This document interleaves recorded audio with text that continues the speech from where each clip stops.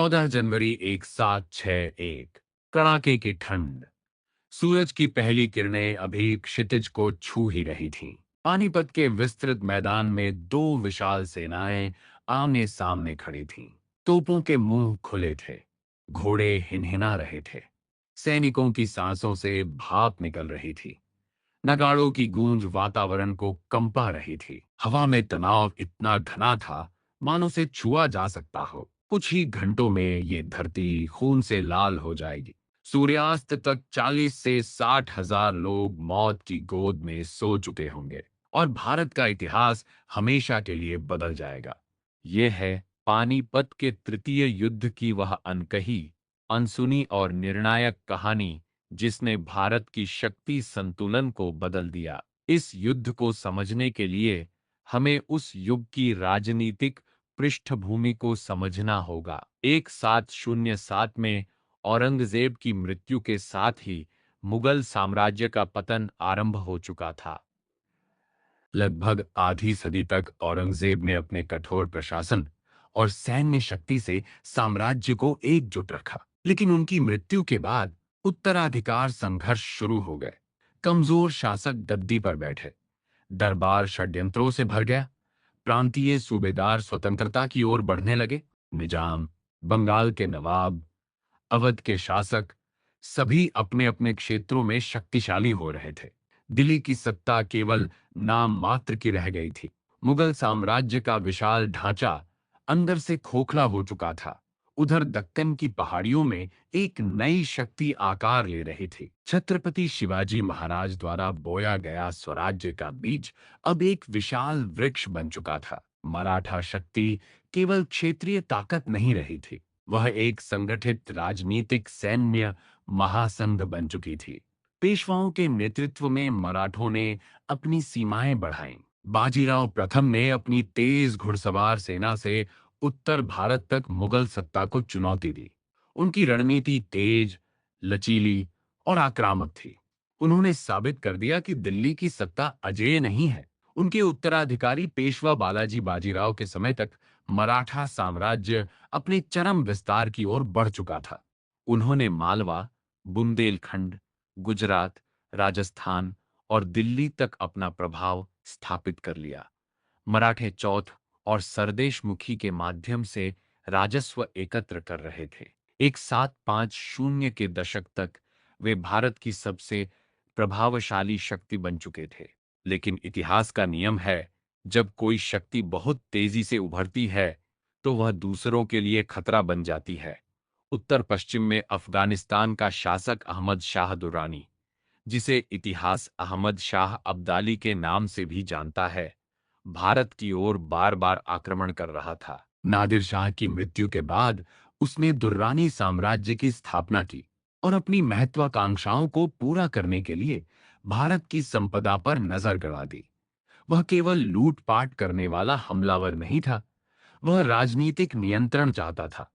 पंजाब और दिल्ली उसके लक्ष्य थे। जब मराठों ने पंजाब तक अपना प्रभाव फैलाया और दिल्ली की राजनीति में हस्तक्षेप करना शुरू किया, तब अब्दाली ने इसे सीधी चुनौती माना। उसके लिए यह केवल प्रतिष्ठा का प्रश्न नहीं था, बल्कि सामरिक और आर्थिक हितों का मामला था। युद्ध की पृष्ठभूमि तैयार हो चुकी थी। 1759 टू 1760 में अब्दाली ने भारत पर एक और आक्रमण किया। उसने तेजी से पंजाब पर नियंत्रण स्थापित किया। मराठा सेना ने उसका सामना करने के लिए उत्तर की ओर कूच किया। इस अभियान का नेतृत्व सदाशिवराव भाऊ कर रहे थे। उनके साथ पेशवा के पुत्र और उत्तराधिकारी विश्वासराव भी थे। यह केवल सैन्य अभियान नहीं था, यह मराठा प्रतिष्ठा और प्रभुत्व की लड़ाई थी। मराठा सेना विशाल थी, लगभग 45,000 प्रशिक्षित सैनिक, भारी तोपखाना, हजारों शिविर अनुयायी, रसद से भरे सैकड़ों रथ। यह सेना प्रभावशाली थी, लेकिन एक गंभीर कमजोरी के साथ, वे अपने गृह क्षेत्र से बहुत दूर थे। उनकी आपूर्ति लाइनें लंबी थीं, स्थानीय समर्थन सीमित था, उत्तर भारत की राजनीति जटिल थी। दूसरी ओर अब्दाली ने कूटनीति का सहारा लिया। उसने रोहिल्ला सरदारों से गठबंधन किया, अवध के नवाब शुजा उद दौला को अपने पक्ष में किया। उसे स्थानीय सहयोग और रसद मिल रही थी। मराठा सेना धीरे धीरे घिरती जा रही थी। 1760 के अंत तक दोनों सेनाएं पानीपत के निकट डेरा डाले थी। महीनों तक गतिरोध बना रहा। मराठा शिविर में भोजन की कमी होने लगी। अनाज खत्म होने लगा। सैनिक भूख से कमजोर पड़ने लगे। घोड़ों के लिए चारा नहीं था। रोग फैलने लगे। मनोबल गिरने लगा। मराठों की पारंपरिक शक्ति गुरिल्ला युद्ध थी, गनिमिकावा।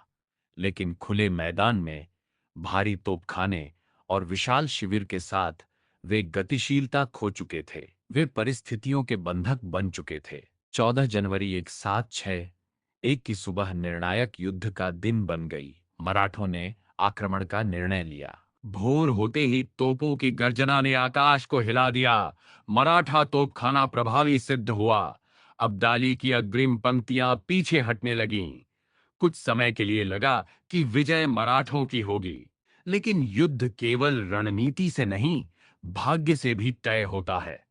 युद्ध के बीच विश्वासराव को गोली लगी। उनकी मृत्यु की खबर ने मराठा सेना को झकझोर दिया। अफवाहें फैलने लगी।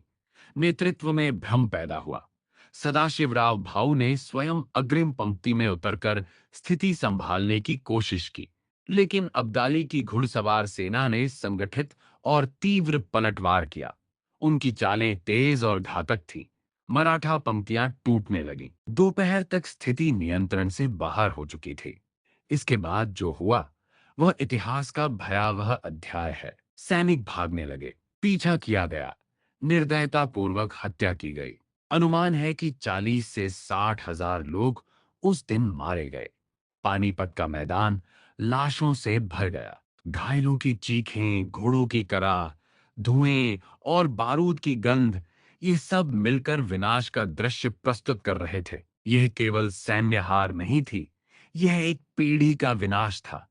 मराठा नेतृत्व का बड़ा हिस्सा समाप्त हो गया। सदाशिवराव भाऊ मारे गए। विश्वासराव नहीं रहे। अनेक प्रमुख सरदार युद्ध भूमि में गिर पड़े। जब यह समाचार पुणे पहुंचा, पेशवा बालाजी बाजीराव इस आघात को सहन नहीं कर सके। कुछ ही महीनों बाद उनका निधन हो गया। ऐसा प्रतीत हुआ मानो मराठा साम्राज्य का सूर्य अस्त हो गया हो। लेकिन इतिहास की धारा इतनी सरल नहीं होती। मराठा शक्ति पूरी तरह समाप्त नहीं हुई। कुछ वर्षों के भीतर उन्होंने स्वयं को पुनर्गठित किया। महादजी शिंदे, नाना फडणवीस और अन्य नेताओं ने राजनीतिक संतुलन पुनः स्थापित किया। 1770 के दशक तक मराठे फिर से दिल्ली की राजनीति में प्रभावी हो गए, लेकिन पानीपत ने उन्हें गहरी चोट पहुंचाई थी। उनकी विस्तारवादी गति रुक गई थी और इसी बीच एक नई शक्ति उभर रही थी। पूर्व में ब्रिटिश ईस्ट इंडिया कंपनी व्यापार के नाम पर राजनीतिक शक्ति अर्जित कर रही थी। प्लासी और बक्सर की लड़ाइयों ने बंगाल और बिहार पर उनका नियंत्रण स्थापित कर दिया था। मुगल कमजोर थे। मराठे आंतरिक पुनर्गठन में लगे थे। क्षेत्रीय शक्तियां आपसी संघर्ष में उलझी थी। यह वही शक्ति शून्य था जिसने अंग्रेजों को धीरे धीरे भारत के विशाल हिस्सों पर अधिकार करने का अवसर दिया। यदि पानीपत में मराठे निर्णायक रूप से विजयी होते तो संभवतः भारत का राजनीतिक भविष्य भिन्न होता।